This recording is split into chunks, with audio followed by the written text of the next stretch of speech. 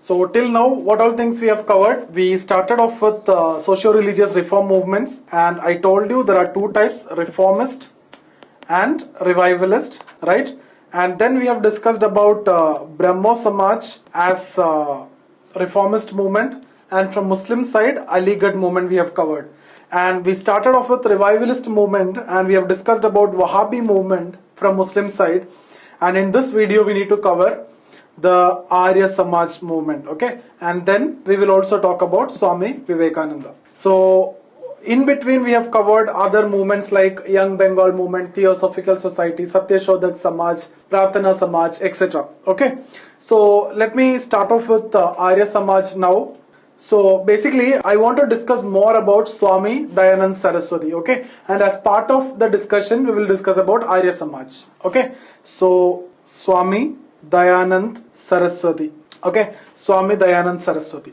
Original name was Mool Shankar Tiwari, okay? Mool Shankar Tiwari. And he is the person who started Arya Samaj movement, okay? So he started Arya Samaj movement. He is originally from Gujarat, plays in Jankara, okay? So he was originally from Gujarat. He was born in 1824. Now, in 1875, he started Arya Samaj in Bombay, okay? In 1877, he shifted the headquarters of Arya Samaj to Lahore. So Arya Samaj was started in Bombay in 1875. 1877, headquarters of Arya Samaj was shifted to Lahore. Now, why it is called as a revivalist movement? Basically, his slogan itself is "Go back to Vedas." Okay, so his slogan was "Go back to Vedas." Go back to Vedas, and that's the reason why we will come to know about the ideologies and operations and strategies and everything, but this is a slogan and we call this as revivalist movement, okay? So one of the most important revivalist movement is Arya Samaj movement, go back to Vedas. So this is a parallel movement to Wahhabi movement. Wahhabi movement is also having the same ideology, go back to Islamic traditions, okay? Like in 7th century Arab, when Islam was in its pure form. Similarly, here go back to Vedas. So he basically wanted to revive Hindu society as in the case of Vedic period, okay? That means 1500 to 600 BC, okay? So he want to revive Hindu society like this period, okay? Like when we discussed about Wahhabi movement, they want to revive Islamic tradition like in the case of 7th century Arab, because in 7th century Arab, Islam was in its pure form.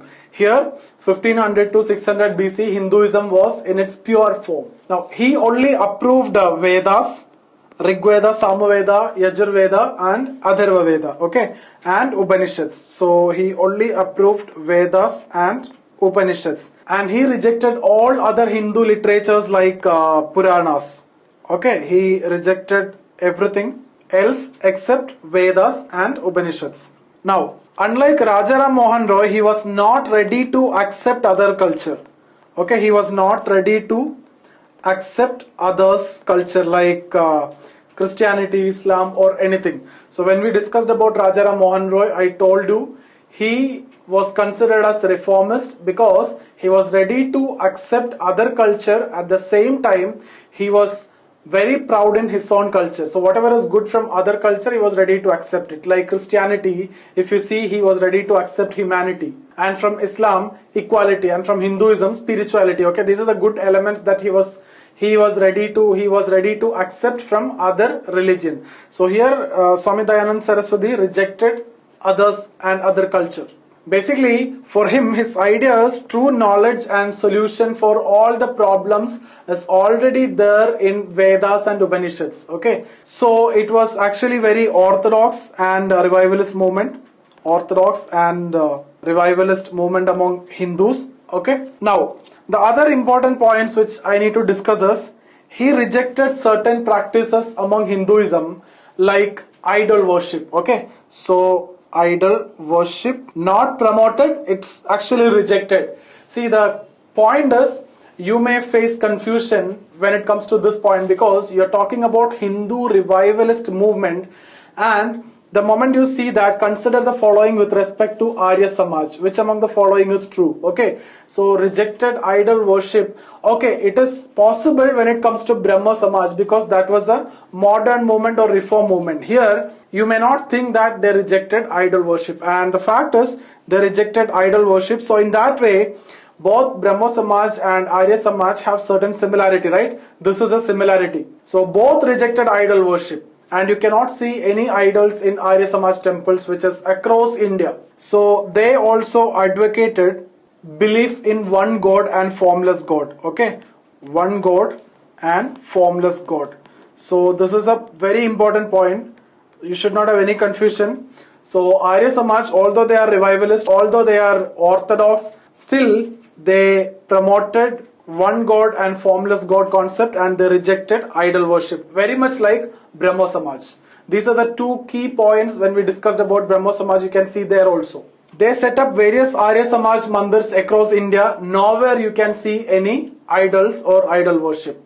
Okay, the other point is they criticized rituals of Hindu society. Okay, so criticized rituals of Hindu society, not just one, many rituals they criticized. Okay, then next point you can write is they tried to simplify Hindu religion and its practices. Simplify religious practices. Okay, so they try to simplify religious practices like simple marriage in temples, and they in fact promoted inter-caste marriage. See, these are 2 points which you may face a lot of confusion. One is they stopped or they rejected idol worship. Why confusion? Because this is actually a part of reformist movement. Then they promoted one God and formless God. That is also part of reformist movement, but it is also practiced by Arya Samajis, or it was also promoted by Swami Dayanand Saraswati also. Okay, now this is the most important point. They promoted inter-caste marriage. Inter-caste marriage. And then why it is called as revivalist movement, we'll come to that. Okay, see, when we discussed about Wahhabi movement, there also I told you 2 parts, right? One is reform in Islamic tradition, second is establishing Islamic rule, and I told you the second was the most problematic one. The first one, nobody cared for that. Okay, you reform your religion, who cared for that? Same is the case here also. There are a lot of good things, there are a lot of reforms, like promoting inter-caste marriage was one of the great thing, right, at that time especially. But there are certain problems. We'll come to that problem, which is related to, you know, Shuddhi movement, cow protection movement, etc. That created a lot of troubles. Okay, we'll come to that. So they promoted inter-caste marriage. So you should not have any confusion if you get multiple choice question as statements like this. Idol worship they rejected, they promoted single God and formless God, and they promoted inter-caste marriage. Okay, and they promoted simple religious practices. So these are actually part of reforms. So when I say it is a revivalist movement, you should not have any confusion. So these are the good sides of Arya Samaj movement. Okay, now why they promote inter-caste marriage? That is something different, because if you remember, in 1772 Universal Marriage Act was passed by Lord Northbrook. If you remember, we have discussed this, right? So under Universal Marriage Act, even the state is also promoting inter-caste marriage, and in case of inter-caste marriage, state started giving protection to those married couples, right? So on one side, state promoting inter-caste marriage, at the same time they also promoting inter-caste marriage. The point is, look, we know what to do from our side. Everything is there in Vedas and Upanishads. You don't want to bring reforms, we know how to reform our society. That's the idea of Arya Samaj or Dayanand Saraswati. So that's why he promoted inter-caste marriage. On one side, state is promoting, and on the other side, they are also promoting. Now there is no other way. Actually, you cannot oppose also. If you oppose, you will be in jail.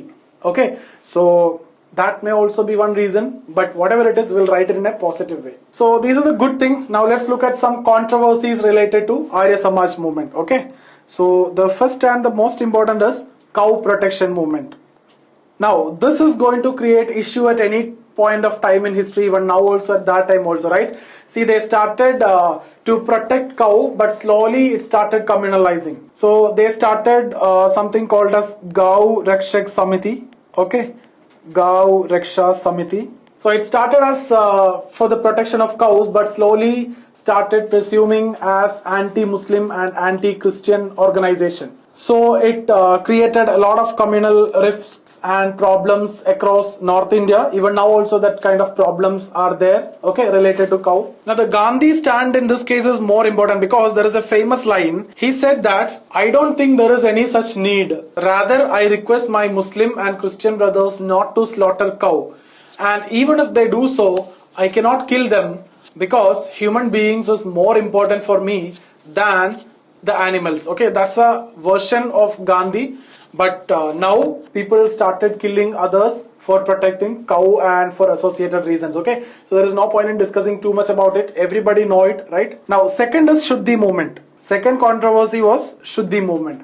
So when we discussed about Wahhabi movement also, we discussed about the controversy establishing Islamic rules. So here these two are the controversy: cow protection movement and Shuddhi movement. So the actual meaning is purification. Okay, see, there are a lot of conversions happened during this time from Hinduism to Christianity and Islam.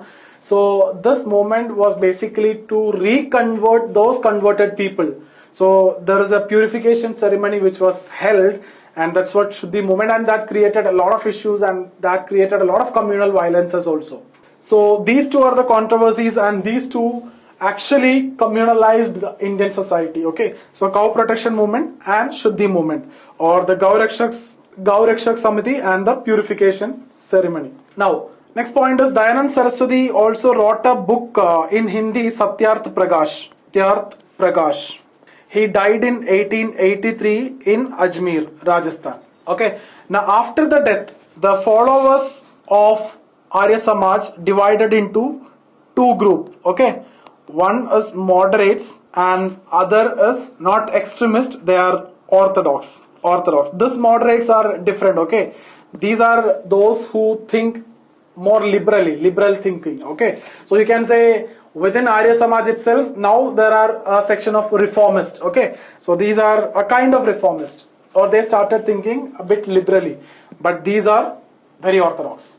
So moderates are basically, they are ready to change and they are ready to accept good things from other culture.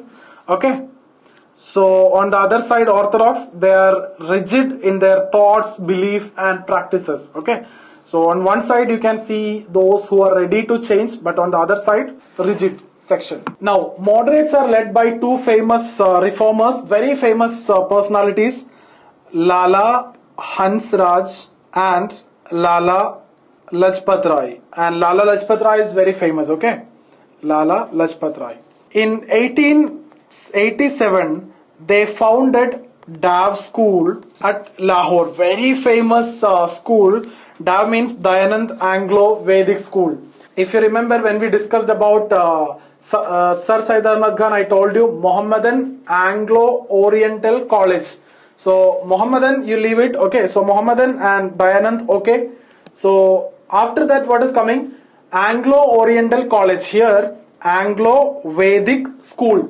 So Anglo stands for the developments in the West or the Western education. Vedic means at the same time Eastern culture and Indian culture. Okay, so it is actually parallel to Mohammedan Anglo-Oriental College. So Dayanand Anglo-Vedic School started at Lahore. They are ready to accept scientific knowledge of the West. That's why this name itself will tell you Anglo. At the same time, they are focused on their Vedic education also. So I hope you understood this.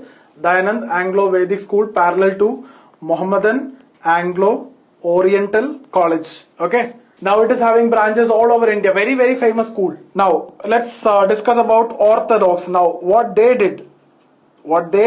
They are led by Swami Shraddhanand. Okay. So Swami Shraddhanand. So they totally rejected West and their concept of education. They rejected West and the concept of education. In 1902, in Haridwar, which is in Uttarakhand, they set up a Gurukul. Okay, the idea is basically to establish an institute which is parallel to DAV, Dayanand Anglo-Vedic School. So they established a Gurukul. And why? The objective is basically to inculcate the Vedic knowledge which they claim to be true. Okay, so for Vedic knowledge. Okay, now you look here. I told you the followers of Dayanand Saraswati was divided into moderates and orthodox. So one side reform, one side orthodox. And reformist started Dayanand Anglo-Vedic school, which is parallel to reform movement in Islam, which was Aligarh University or Muhammadan Anglo-Oriental College, right? And at the same time, the revivalist section or the orthodox section of Islam, that is Wahhabis, they started Deoband school or Darul Islam for teaching the original Islamic scriptures. Similarly, the orthodox section of Hindus now started a Gurukul, which is parallel to that. You can see Darul Islam, which was started by Wahhabis. So you can see parallels among both Dayanand Anglo-Vedic school, Muhammadan Anglo-Oriental College. There it was Darul Islam or Darul Ulum. Here it is Gurukul. There the objective was to promote, to give Islamic traditional studies, here the Vedic knowledge. So you can see parallels between Islam versus Hindu, right? See, within Islam also you can see parallel. Muhammadan Anglo-Oriental College, as a parallel to it, Wahhabi started Darul Ulum. Now here among Hindus, Dayanand Anglo-Vedic school, as a parallel to it, they started Gurukul. Now, when you consider between Hindus and Muslim, Muhammadan Anglo-Oriental College, parallel is Dayanand Anglo-Vedic school, Darul Ulum, parallel is Gurukul. I hope this idea is clear for all of you. So basically, Arya Samaj in a nutshell, there are some positives. Okay, they promoted a single God concept or formless God concept, and they rejected idol worship. They promoted simple religious ceremonies like simple marriage in temples, etc. At the same time, the most important point which you should not face any confusion is they promoted inter-caste marriage. Although they are understood as revivalists, but they promoted inter-caste marriage. Okay, and the problems were associated with two controversies, which are cow protection movement or Gau Raksha Samiti and the Shuddhi movement or the purification ceremony, which was held to reconvert those converted people, and that slowly started communalizing the entire northern part of India. Now, Arya Samaj movement, like Wahhabi movement I told you, which is based on an ideology which will never end. Even now it is continued in different parts of India and bringing a lot of reforms in society. Now, if you see some Arya Samajis like Swami Agnivesh, so he worked in the post-independence India to reform the society in the field of child labor, and he freed thousands of child labor from various parts of the country. Okay, so we have completed Swami Dayanand Saraswati and the Arya Samaj. Now, when we discuss about 19th century socio-religious reform movement without discussing Swami Vivekananda, our discussion is not complete. So let's quickly discuss about Swami Vivekananda. Swami Vivekananda, 1863 to 1902. So he hardly lived for 40 years, but he made a huge impact in the minds of the young Indians. He was a disciple of Ramakrishna Paramahamsa from Bengal, who was not that well or great educated, and one of his famous quotes is, all religion are true religion, or all religion are true religion. Now, very famous statement by Mahatma Gandhi also you can relate in this context. What he said is, different religions are different routes for the same destination. Okay, so for the same destination. This is a statement or quote by Mahatma Gandhi. Now, Swami Vivekananda, when we discuss his role in history, is basically important for his thoughts and work. Okay, so basically when you discuss about others, we discuss more about their thoughts rather than their work. So Swami Vivekananda, we discuss more about his work because he is a strong or firm believer of karma. In 1893, he participated in the World Religious Conference at Chicago, USA, and that speech was very famous. So he focused on a very balanced life between like spiritual and material life. So there should be a balance between spiritual and material life. That's his idea. See, the problem with the present society, if you see Western society, they went for material life, okay? And when it comes to Indian society, we went maximum for spiritual life. So there should be a balance between both. You need spiritualism at the same time materialism, okay? And that's the idea that Swami Vivekananda propagated. So West went too far for material life, and they are not happy because money alone will not give you happiness, right?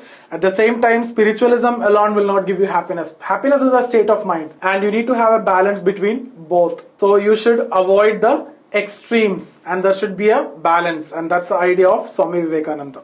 And another thing is, he defended the strong points or good points of Hinduism. So generally West have a strong negative perception about Hinduism. They always criticize Hinduism and its practices, right? But he defended the strong points of Hinduism, and for that reason he is considered as a symbol of revivalism by some people. So in that famous speech, he addressed a big audience and he introduced Hinduism. And after the preach, one very famous American journalist wrote that we are fools that we send missionaries to India where people like Swami Vivekananda is living. Okay, and that kind of reporting itself show you the impact that he made in that speech. Another important point is, in 1897, he founded Ramakrishna Mission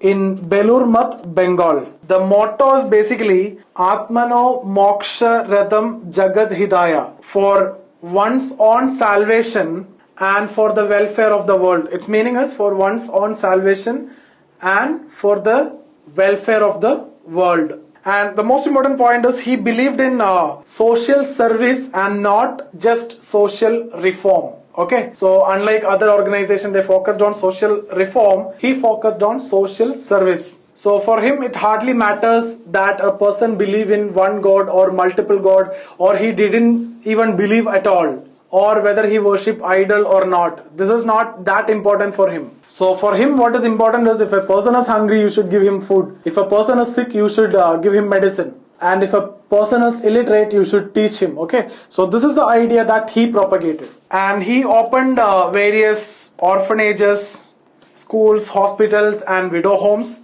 So if you look at this particular organization, this is very different to the organizations that we have discussed so far. And it is having branches across the world, not in India, okay? Across 34 countries, Ramakrishna Mission is working, including US, UK, Pakistan, etc. Okay, because there is no boundary for human service, right? The mission or the objective is basically to help the poor. So, but the problem is, in India, he was misinterpreted also by many people. He was considered as a symbol of revivalism, as I told you before, because he was a strong follower of Hindutva. And he advocated himself as a Vedantist. He was a strong believer of Hindu Vedanta, and he called himself as Vedantist. And he was proud to be Hindu, and he was proud to be Indian, okay, and he was proud about his culture also. So some people misunderstood or misinterpreted him as a Hindu revivalist, okay. Now, he was very famous for his humanitarian reason, and he criticized Brahminical dominance. He also criticized various evils of Hindu society like untouchability, etc. So let me go for a quick recap of what all things we have done so far. We have started off with socio-religious reform movements of 19th century to address various problems. We have discussed certain general problem and specific problem, right? So we have discussed about general problem and specific problem. As a solution, we have seen religious reform movements. So on one side, we have seen reformist movement, and on the other side, we have seen revivalist movement. And when we discussed about reformist, from Hindu side, I have discussed about Brahmo Samaj, and we have discussed about Raja Ram Mohan Roy in detail. When we discuss about Muslim side, we discussed about Aligarh movement, and we discussed about Sir Syed Ahmad Khan in detail. And when we discussed about revivalist movement, we focused about Hindu movement, and we have discussed about Arya Samaj, right? And we have discussed in detail about Swami Vivekananda. And from the Muslim side, we have discussed about Wahhabi movement. Now, apart from that, we have covered Swami Vivekananda also towards the end. Along with that, we have covered certain other movements like Young Bengal movement by Henry Vivian Derozio, Theosophical Society by Madame Blavatsky, Satyashodhak Samaj by Jyotirao Phule, and Prarthana Samaj by Govinda Ranade, etc. Okay, so all those things we have covered. Now I hope any question from socio-religious reform movement, whether in prelims or in mains, or if you're taking sociology optional, will be covered in a much better way.